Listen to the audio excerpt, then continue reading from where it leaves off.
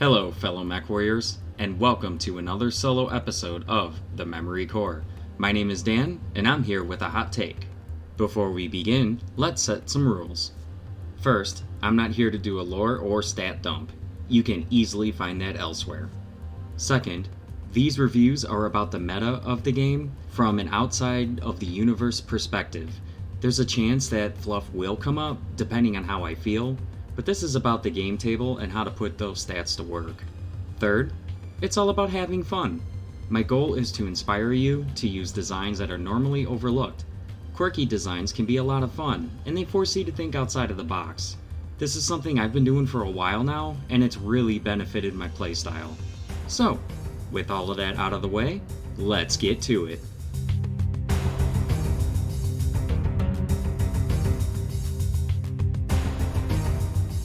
There are a lot of mechs in Battletech that are considered bad, typically among the greener players of the community or those who transfer over from any of the video games. One of these mechs just happens to be my favorite, the ASN-21 Assassin. Behold, its majesty!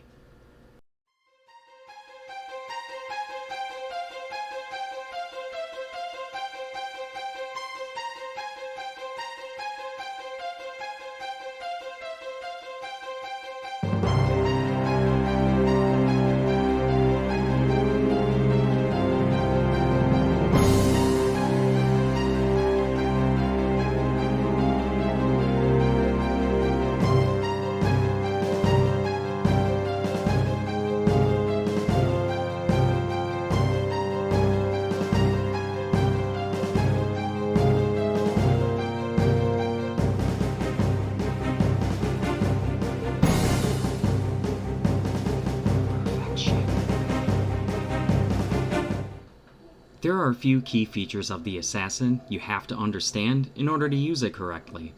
One thing that causes players to ignore the Assassin? Firepower. But hey, you can use this to your advantage. Some quick stats: it has an LRM-5, SRM-2, and a single medium laser.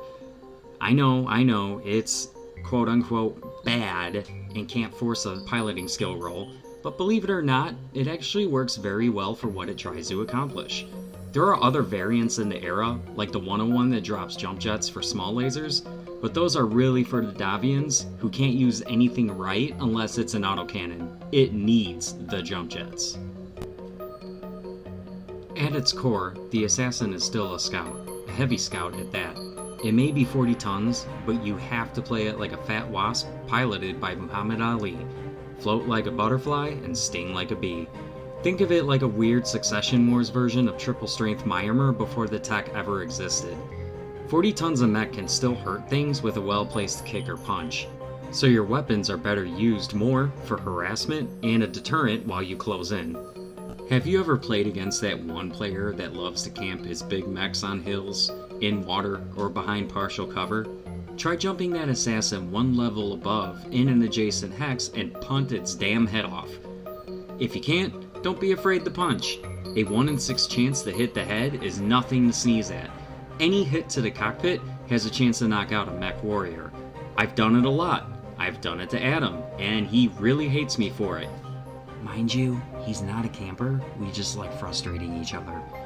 With the Assassin, you have a smorgasbord of tactical options because of your movement profile. Are you fighting a mech that doesn't have a way to return fire in a specific arc? Find the best hex and move there. Dealing with other scouts? Chances are you're faster. Dance around at range 6, 7, or 8 and get the most out of all 3 weapons. Move out of their weapon ranges so they can't return fire. When you can, jump next to them and start flailing your limbs. Your targets should be mechs that can't defend their arcs well, or other scouts. Sure, a catapult and Jaeger mech are heavier, but you can be a massive problem for those fire support mechs.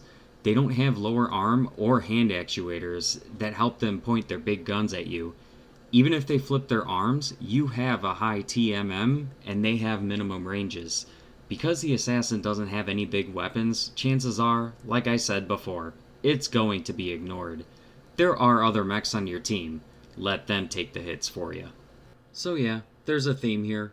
Maneuverability is the Assassin's biggest strength, and I freaking love it. Speed is life, baby. In real combat, speed is life. You go slow, you die. The 7-11-7 movement profile is one of the best in the game. You can use that to find the most optimal position on the board and pull off some real nasty tricks, if you're patient. The only other mechs at the time that could outmaneuver an assassin were the Spider and Scout, so there are not a lot of mechs that can keep up. Keep that target movement mod around 3 or 4, that way you are as difficult to hit as possible. If you're in a firefight, you have the movement to dictate what ranges you'll be taking or returning fire from. If you lose initiative, reserve it for the right opportunity to strike. Move your slower and beefier lancemates first. Again, they could take the hits. One more thing that most people don't think about: charging. Mechs with big engines and frames are wrecking balls. The Assassin is no exception. If you could somehow pull off a 10 hex charge with a 40-ton mech, you're looking at 40 points of damage spread in 5-point clusters all over the target. Even if you can't get the full 10 hexes, it still does enough damage to give mechs at its weight class and lower some real trouble. Trust me, I've run through a commando with it and it was glorious. And the relatively low battle value actually works to your advantage. 749 isn't a bad price for battle value. Compare that to a Wolfhound, Jenner, or Panther, who are fairly high on that scale. You can even get more mileage if you sink most of that value into piloting instead of gunnery. I find that keeping the gunnery at 4 and improving piloting is pretty optimal considering the tactics I laid out. If I think I'm going to have a bad day, or if I don't know what my opponent is bringing, I'll put the gunnery at 3. A ton of players, new and old, still overlook how important a low piloting skill can be. A low piloting skill will increase survivability and make all of those physical attacks easier. The increased difficulty to hit from jumping can be compensated for and allow you to bully larger mechs. As the mech takes damage, it has less of a chance of falling from taking too much damage or when the internal actuators start to suffer critical hits. Also, I didn't really know where to put this, but I wanted to cover the jump jet layout. It was actually a very good decision to put all of them in the torsos because you can jump in and out of water without losing any movement points. You don't have to worry about submerged jump jets, but your enemies do as they slowly move through water hexes. Throw in a low piloting skill, and you have a nice little pursuit mech. To put this in context, here's a story. Years ago, Adam ran a campaign for myself and 2 friends. We made the mistake of going for the target right away, which resulted in us being chased by a company of hovercraft. Sounds like it wouldn't be a problem, but it was, because we had to try and escape in an old Star League era canal. 2 maps, covered in water, surrounded by 2 cliff sides that none of our mechs could jump onto. The entire time, all I could think about was how much I needed the assassin. Well, I didn't have one, but I lost it in the first game in the campaign. May have been bad luck, a lucky shot, or Adam knows how much of a bastard I am and dealt with it real fast. The assassin can jump in and out of water effectively with a low piloting skill.